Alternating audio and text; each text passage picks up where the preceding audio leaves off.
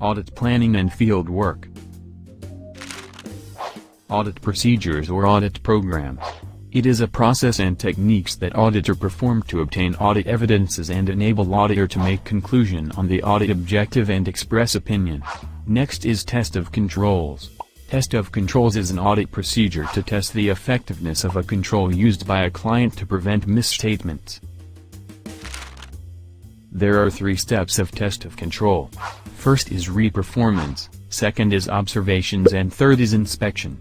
It involved in the sample of document related to transactions that occur during the year. Next is substantive procedures.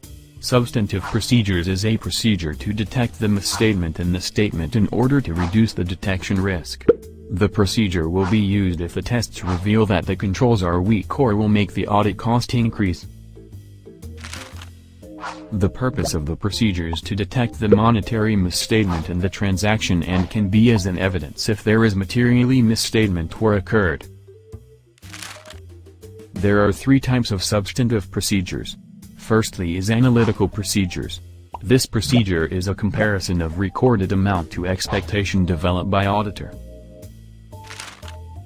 It also involves the study of relationship between accounting data and related information. Secondly is test of details of classes of transactions. This test is a transaction test for errors and fraud in individual transactions. Lastly is test of details of account balances and disclosures. This test is to ensure ending general ledger balance for statement of financial position. Next, we will talk about audit evidence. It is made up of underlying accounting data and corroborating information. The relevance of audit evidence can be decided by the pattern of the audit procedure used to examine the assertion or control, whether it is designed to examine the assertion, control directly, or examine for understatement or overstatement, and the timing of the audit procedure. Sufficient appropriate audit evidence will pretentious by the following risk of material misstatement and the quality of the audit evidences obtained. Okay. We will talk about persuasiveness of audit evidence. There are factors that lead to persuasiveness of audit evidence. Firstly is competence. Competence on audit evidence is until the degree to which evidence can be think as trustworthy.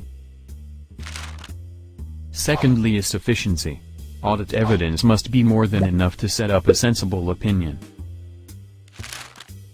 There are many types of audit evidence. First is physical examination. The examination is more on the inspection or count of a tangible assets by an auditor. This examination also not only associated with inventory and cash but also applicable to the verification of securities, notes receivables and tangible fixed assets. Second types of audit evidences is observation. This method is use of the senses to assess clients' activities. It also consists of looking at a process or procedure being performed by others, such as the performance of control activities. Third is documentation. This type is about auditors' inspection of the client's documents and records to substantiate the information that should be included in the financial statements. Fourth is confirmation. The audit evidence came from independent third party who assures the accuracy of the information requested by the auditor. It can be in a written form or oral. Fifth is inquiries of clients. The method is obtaining of written or oral information from the client in response of the question from the auditors. Sixth is analytical procedures. This procedure apply when the auditor make comparisons and relationship from the information. Lastly is the re-perfomance. This method is to recheck of the sampling work done by the client, includes the computations and transfers of information.